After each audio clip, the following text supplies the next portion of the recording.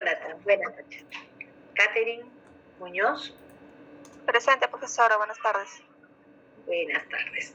Kiara Leticia. Ya, todavía no está. Luis Antonio Simón. Buenas noches, profesora. Presente. Hola, ¿cómo estás, Kiara? Luis Antonio Simón. Muy bien, ya te vi, Luis Antonio. Marven Román. Marven. Presente, profesora. ¿Cómo estás, Marven? Miguel Omar. Presente, profesora. Buenas noches. Buenas noches, Miguel. Miguel Jesús Córdoba. Presente, profesora. Buenas tardes. Buenas tardes. Nelly Stephanie del Carmen Espino. Buenas tardes, profesora. Presente. Buenas tardes. Patrick Anderson. Patrick. Carol, ya te vi. Muy bien. Profesora, disculpe, el compañero Patrick me comentó que no se podrá conectar por temas de salud. Ya, no hay problema. Gracias. Pedro Alexander. Presente, profesora. Buenas noches. Buenas noches. Pascual Florencio. Presente, profesora. Buenas tardes. Buenas tardes. Roberto Jesús Calla. Profesora, buenas tardes. Presente. Okay. Roxana Marisol. Ya. Stuart Alexis Aparicio. Víctor Alfredo Atúncar. Buenas tardes, profesora. Presente. Víctor, muy bien. Víctor Atilio Beldi. Señor Beldi. Todavía no entra el señor Beldi. Gerson Parodi. Presente, profesora. Buenas tardes. Buenas tardes. Melissa Coni. Y Lisbeth Ramos. Buenas noches, profesora. Presente. Lisbeth. Profesora, en el caso de Melissa, le he escrito en el chat. Ya, muchas gracias. Y me parece que me está levantando la mano el señor Manuel Hilario Calderón. Profesora, buenas noches. Buenas noches. No lo veo en la lista.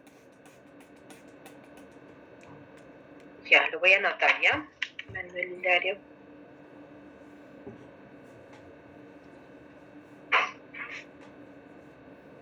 Listo. Ana Sofía Paredes de la Cruz, ya está, ya se conectó muy bien. Alexandra. Buenas tardes, profesora. Buenas tardes. No te preocupes. Michelle, Alexandra.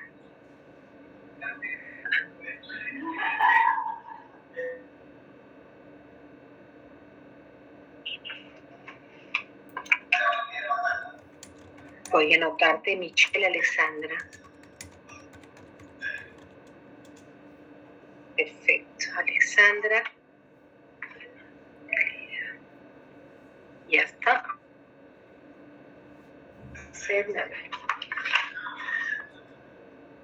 Jorge Sarmiento también. Profesora, el compañero va a tardar un poquito en ingresar. Ya.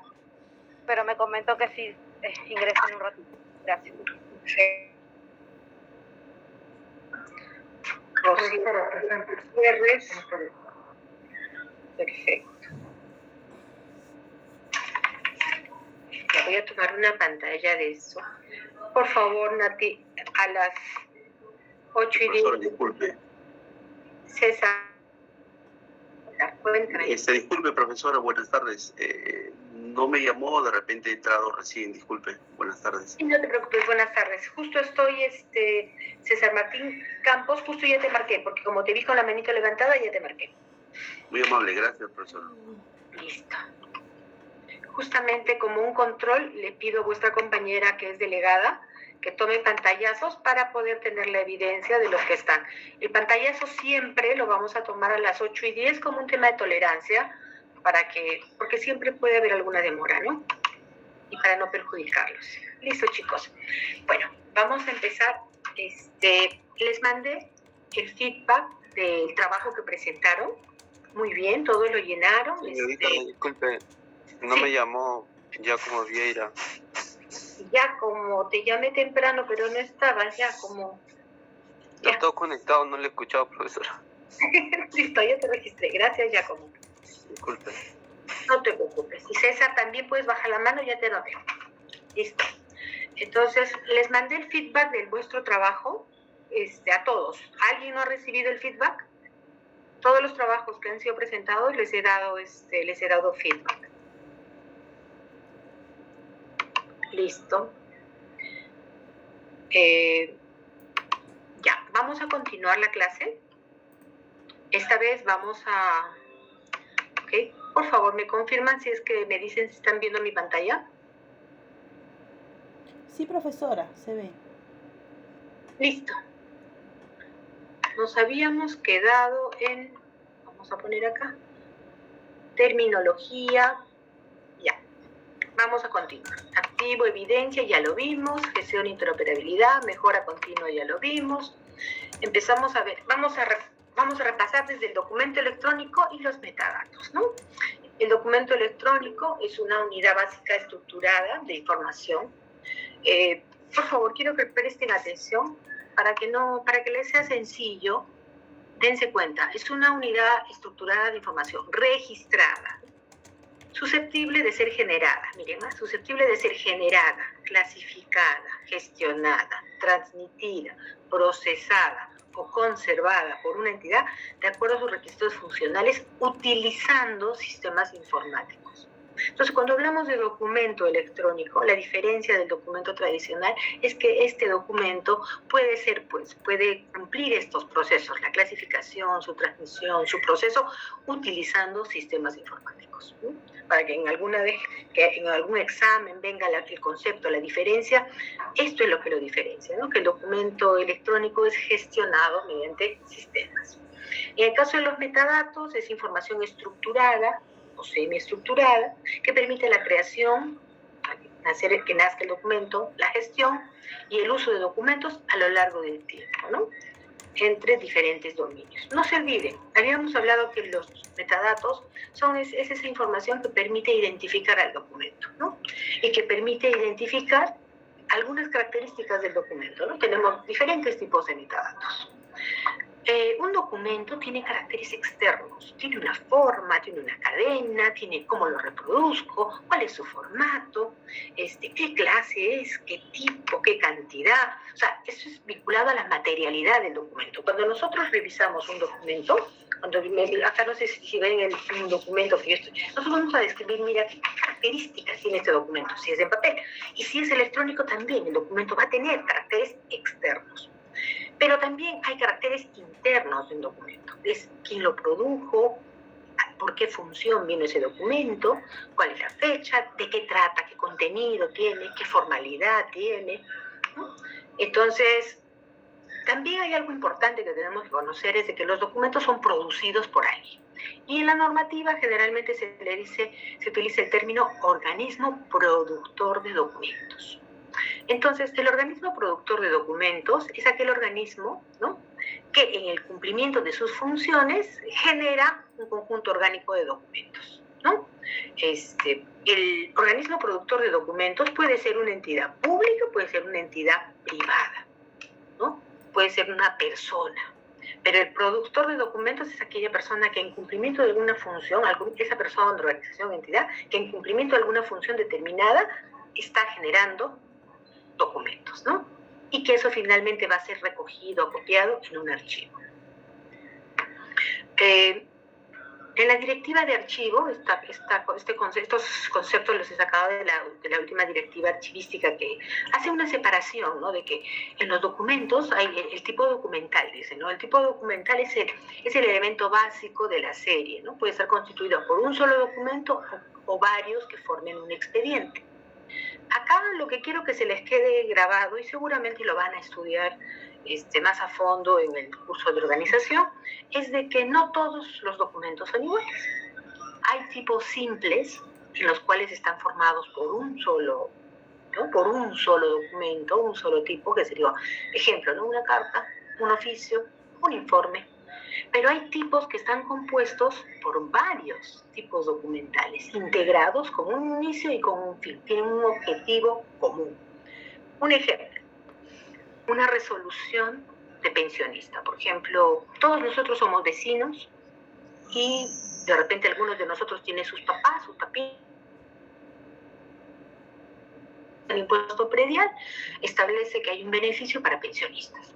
Entonces, ese tipo, cuando esa persona presente su solicitud de beneficio de pensionistas para que le hagan una rebaja en el impuesto predial, el primer tipo documental que va a formarse va a ser la solicitud. Dada a la gerencia de administración tributaria o a la oficina de rentas, como se llame, ahí va a haber un informe. Primero habrá pues un proveído, algo que diga a quién se le encarga, va a haber un informe sustentatorio para ver si es procedente o no es procedente, y fruto de eso saldrá una cuenta. Digamos que si el proceso fuera muy sencillo, si la solicitud estuviera con todos los requisitos, mínimo ese expediente debería tener la solicitud, los documentos, la derivación al área competente, los documentos que acreditan el documento técnico que diga si cumple o no cumple, y la resolución. Entonces ahí nomás tenemos 4 tipos de documentos: una solicitud, un proveído, un informe y una resolución. Entonces, cuando nosotros nos enfrentamos a un documento que es de esta naturaleza, a ese documento se le llama que es compuesto, porque son los famosos expedientes, ¿no? No pueden estar solos. Y el expediente tiene que tener integralidad, ¿no? No puede haber un expediente que una parte esté en un lado, otra parte esté en otro lado, ¿no? Entonces, eso es importante que ustedes, cuando hagan su análisis, diferencien. El documento que estoy viendo, el documento que estoy analizando, ¿es uno simple o es parte de un expediente? Porque si es simple, no hay problema, ¿no? Pero si es parte de un expediente, hay que tener cuidado con la secuencia. Listo. Ya habíamos visto la importancia del documento como evidencia, ¿no? ¿Y es evidencia de qué? De que alguien lo hizo, el autor, el productor. Es evidencia de que fue en cumplimiento de una función. Es evidencia porque pertenece a un procedimiento, tiene datos e información y tiene caracteres externos e internos. La señora Antonia Heredia decía que un archivo es uno o más conjuntos de documentos en los cuales, sea su fecha, su forma, soporte material, están acumulados en un proceso natural por una persona o institución pública o privada en el transcurso de su gestión, conservando y respetando aquel orden para servir como testimonio e información para la persona o institución que los produce, para los ciudadanos o para servir de fuente de historia.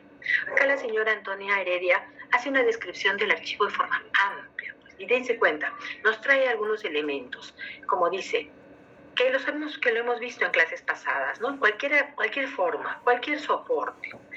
Que una característica natural de un archivo es que se genera es un proceso natural. Es un proceso natural.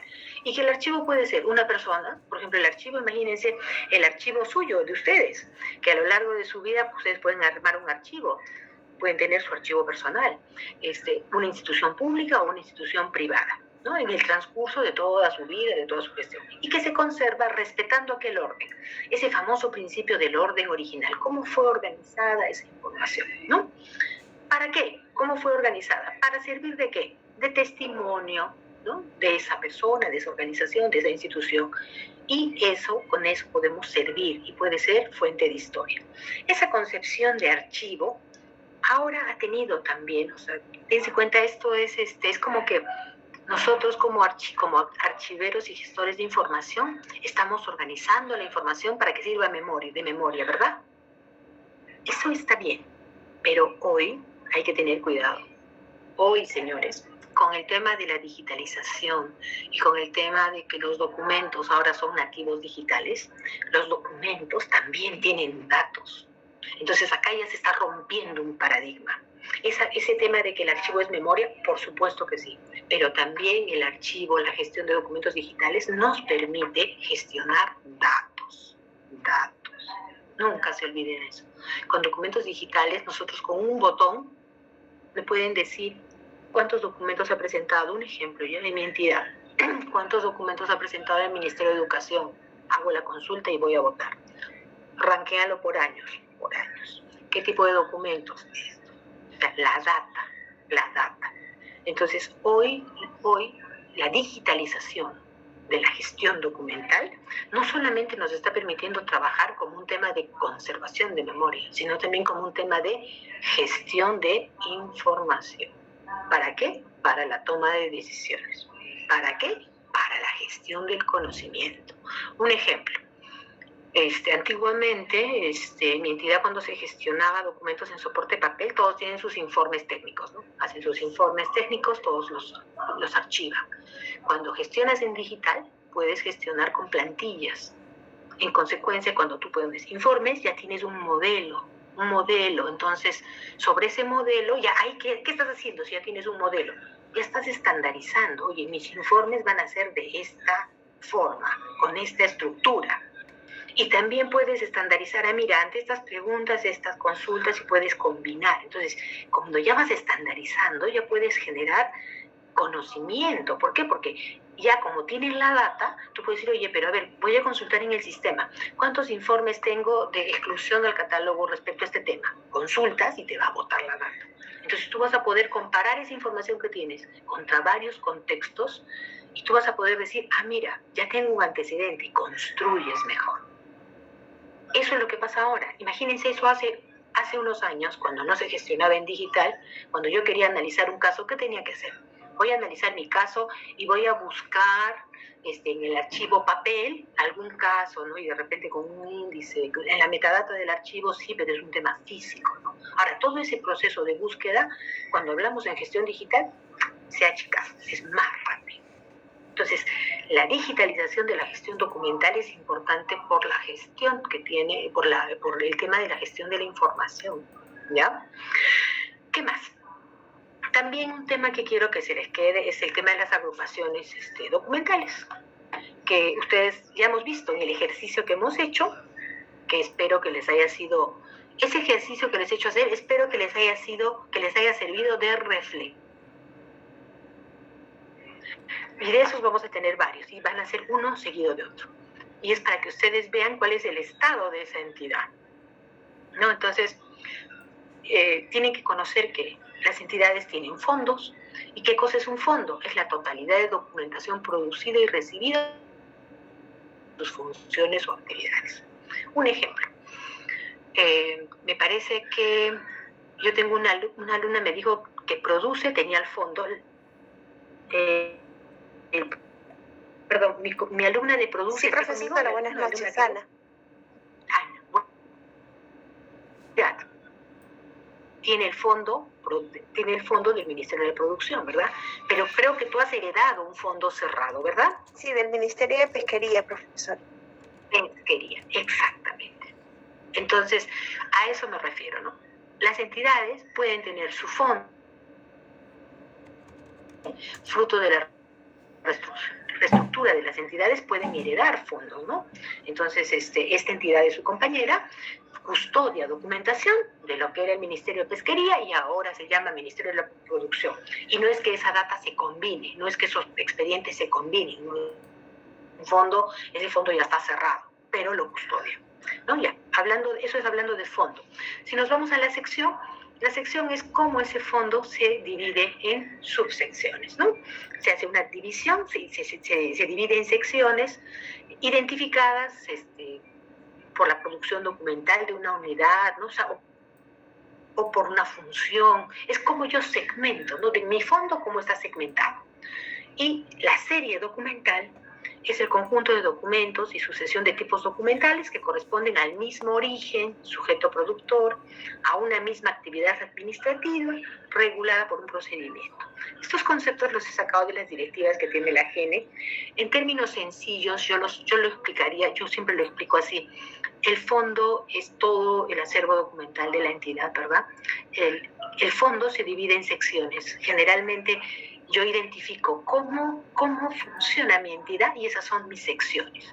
Hay entidades que funcionan matricialmente, hay entidades que funcionan por procesos, hay entidades que funcionan por funciones. Entonces, esa estructura se va a reflejar en estas secciones.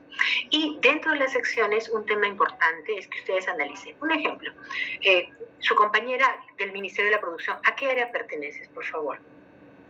A la Oficina de Ejecución Coactiva, profesora. Perfecto. ¿Y Coactiva pertenece a qué oficina? A OGA, a la Oficina de Gestión de Administración. Excelente. Entonces, me voy a ir con el ejemplo de la oficina a la OGA, Oficina de Gestión Administrativa. General de Administración, sí, OGA. Oficina General de Administración. Sí, profesor. Esa Oficina General de Administración, dentro de la oficina, no solamente se dedica al tema coactivo que ve su compañera. Generalmente la OGA va a tener un área que va a ver lo que es el sistema de tesorería, va a tener un área que va a ver el tema de abastecimiento, va a tener un área que va a ver, pues de repente, contabilidad financiera. Eso depende de cómo se organiza, pero que lo tiene. Sí, profesora, justo son esas tres: tesorería, contabilidad, abastecimiento y coactivo. Los tres, ¿no? Miren, así, bueno, mira, no vi tu organigrama, pero como proceso comprende eso. Entonces, dentro de cada área, yo voy a entrar a la oficina de ejecución coactiva, voy a centrarme en el caso de su compañera y tengo que revisar qué funciones tiene. Entonces, las funciones de esa oficina me van a decir, dependiendo, ¿no? Por ejemplo, ejecutar coactivamente las resoluciones, las multas administrativas por el incumplimiento de obligaciones, no sé, pues del sector pesquero o del sector de producción, no lo sé. Pero esas agrupaciones hay que identificar, en base a esas funciones van a haber series documentales. Y probablemente esas series van a ser de diferentes naturaleza. Algunas serán permanentes y algunas serán temporales. Por ejemplo, el expediente que ve su compañera es muy importante, recontra importante, porque es la parte de la ejecución coactiva de las resoluciones que emiten, o sea, es el brazo coercitivo para la cobranza, ¿no? O sea, para exigir el cobro de esa multa. Entonces, esos expedientes tienen una secuencia, ¿no? Tienen un orden. Y no es cualquier orden, no le puede faltar un documento, tienen que tener la resolución, la notificación, los plazos, porque si no el procedimiento, si el expediente no está completo, el expediente va a ser cuestionado y va a ser cuestionado y va a morir, van a perder, ¿no? Entonces, eso es lo que quiero transmitirles en esta... He usado el ejemplo de su compañera. Y dentro del tema de coactiva, no solamente va a haber el expediente coactivo. No sé cómo se llama tu serie. ¿Expedientes coactivos se llamará tu serie? En la oficina solamente se tienen 2 series. La serie correspondencia, que son para los escritos que llegan y que, bueno, no se les puede ejecutar nada y se responde por oficios. Y el otro es que son los expedientes coactivos.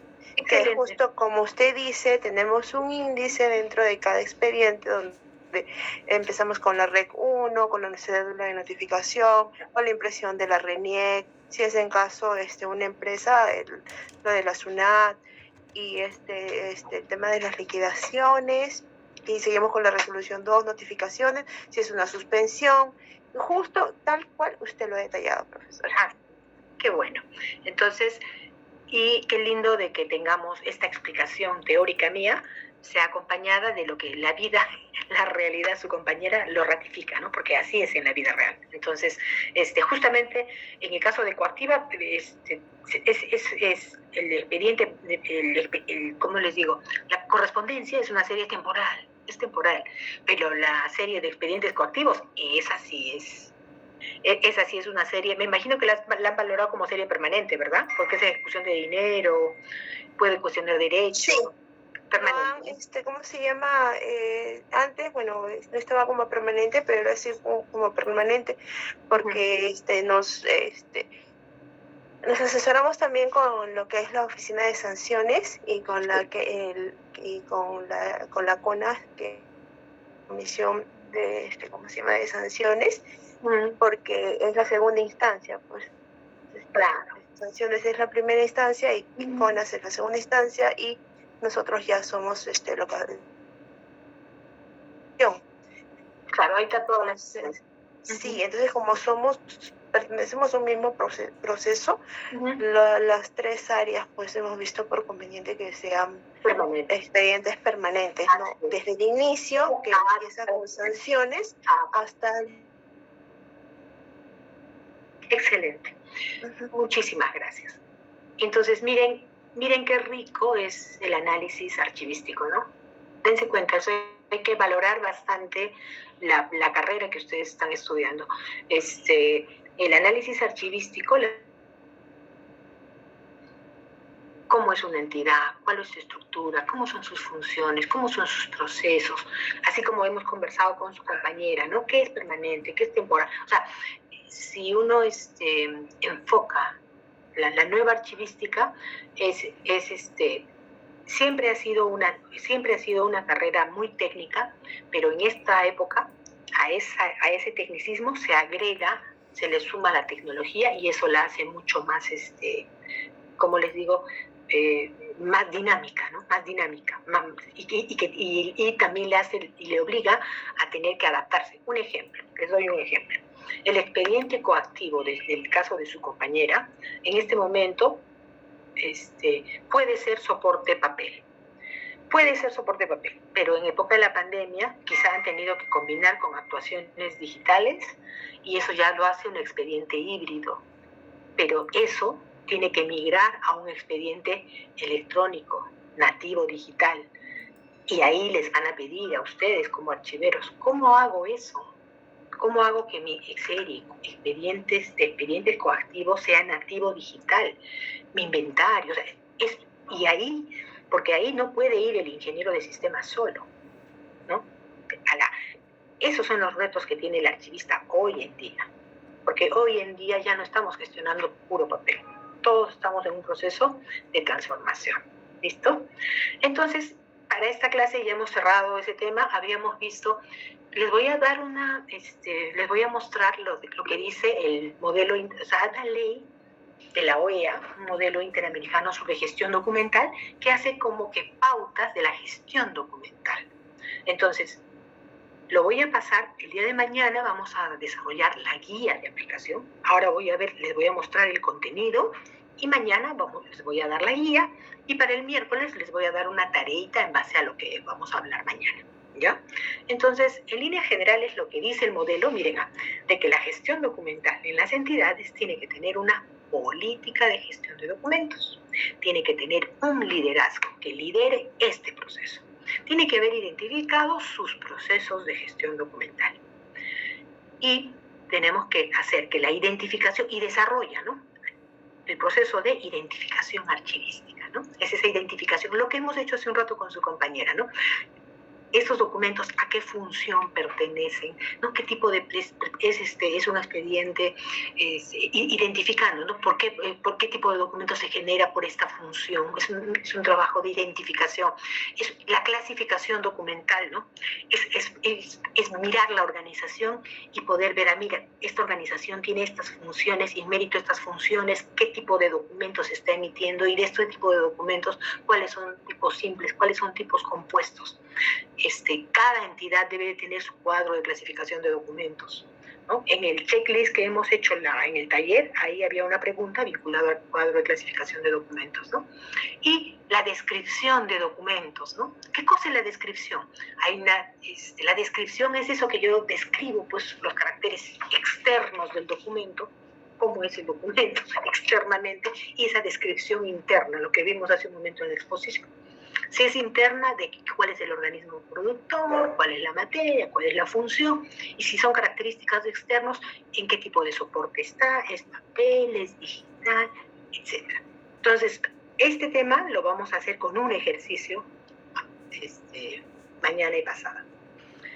¿Qué más dice el modelo de gestión documental interamericano? El tema del proceso de valoración de documentos. El ejercicio que hemos hecho con su compañera. Tenemos que identificar. Tomamos una serie y decimos, ¿esta serie es permanente o es temporal? ¿Por qué es permanente? ¿Qué hace que una serie sea permanente o temporal?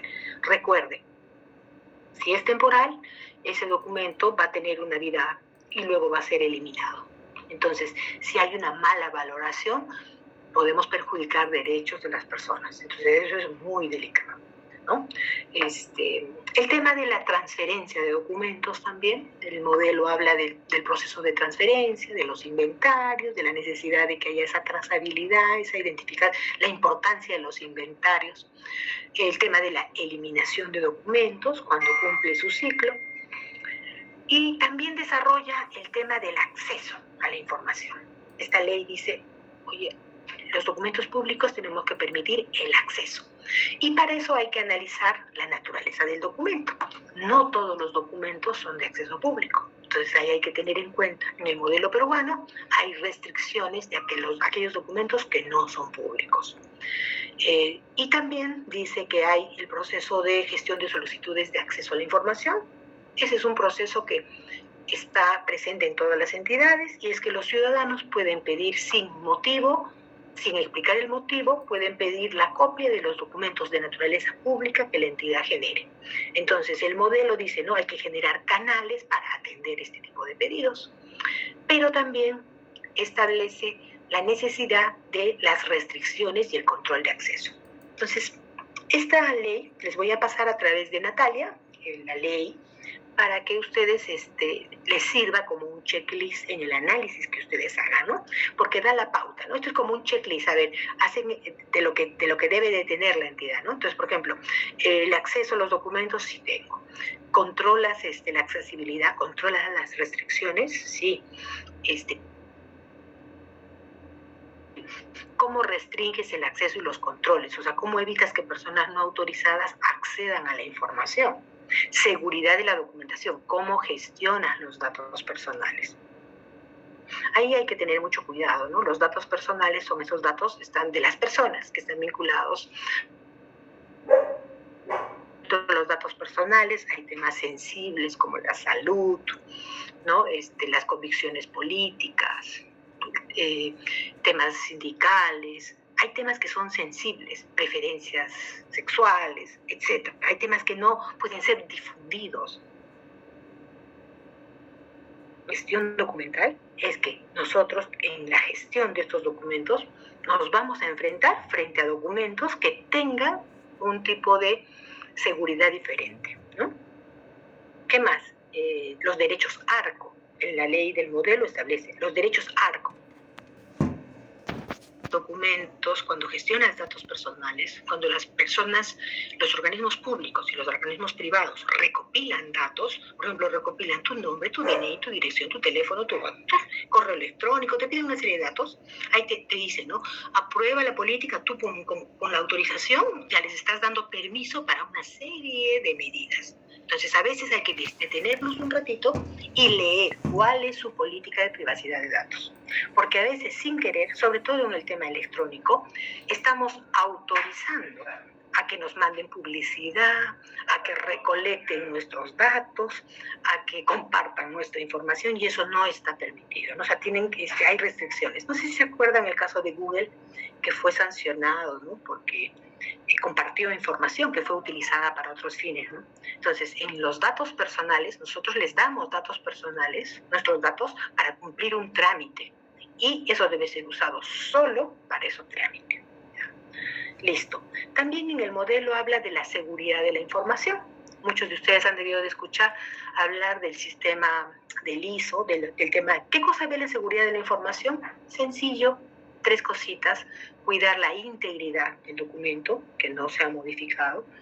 Cuidar la confidencialidad del documento. O sea, que el documento solamente sea visto por quien deba de ser visto, por quien deba verlo, ¿no? Y la disponibilidad, que cuando yo lo necesite aparezca. Entonces, todos los organismos privados, o sea, las entidades públicas o los organismos privados tienen que tomar medidas de seguridad de la información. En este mundo actual en el que los documentos ahora son digitales, la seguridad de la información es una obligación. Todo el tema de datos personales, seguridad de la información es muy importante, ¿ya? ¿Qué más dice este modelo? El tema de la reutilización de la información por el sector público. No sé si han escuchado hablar de los datos abiertos. Los datos abiertos es esa política pública que busca que la información se publique en formato abierto, ¿no? Se publique, por ejemplo, políticas públicas, resultados de políticas públicas, las difundo en Excel.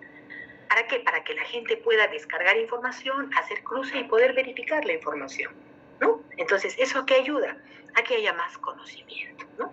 Entonces, ese es uno de los temas que está en esta ley modelo. También, miren, la ley habla de cómo se debe difundir la información, recoge el tema de política de género, los servicios archivísticos, ¿no? Esa de la facilidad para brindar servicio, el tema de atención al público, adecuado ya a este mundo virtual. En el tema de conservación, habla que debe haber un plan de conservación integral, ¿no? Y que hay que tomar medidas para la custodia y controles en las instalaciones. O sea, ojo, acá estamos hablando de instalaciones físicas, pero también pueden haber el tema de servidores, donde yo tengo información en remoto, el tema del control ambiental, control de plagas. Al respecto, en lo que es conservación, la AGN tiene una directiva que regula ya estándares para la conservación de los documentos en soporte físico, en papel, ¿no? Gestión de contingencias, ¿no? Gestión de contingencias, ¿qué pasa si? O sea, tengo que tener un plan B, ¿no? Tengo que tener medidas para que en caso de que se presente algún riesgo, algún desastre, ¿no? Evitar que se produzcan daños. Y eso también desarrolla el tema de la evaluación de riesgos. En la ley también hablan de la interoperabilidad, que es un concepto que ya hemos conversado antes, del tema de intercambio de la información entre sistemas disímiles, la importancia de los metadatos y el tema de la digitalización de documentos.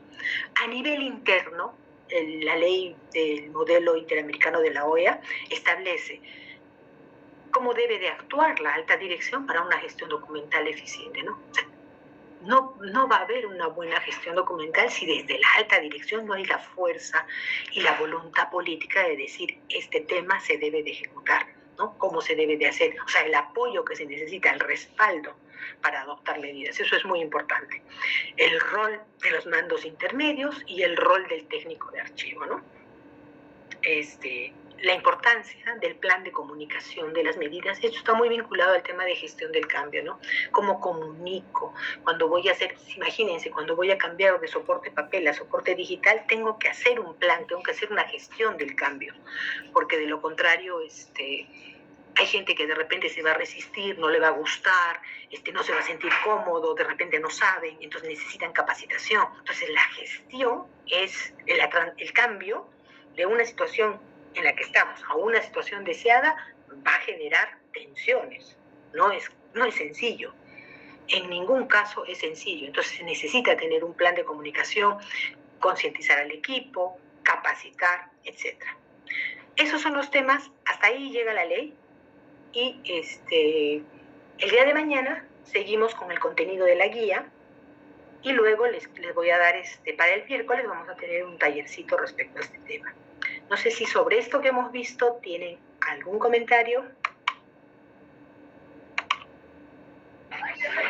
Profesora, disculpe. En el chat hay algunos compañeros que escribieron por el tema de asistencia y no sé si se llegó a conectar la compañera Yael. Pasa que no podía ingresar, le aparecía como en espera. No sé si se encuentra conectada, pero acabo de sacar captura de la envío después. Gracias. Muchísimas gracias. Ahorita voy a tomarle foto. El señor Atilio, por favor, desea participar. Cuéntenos. Profesora, buenas noches.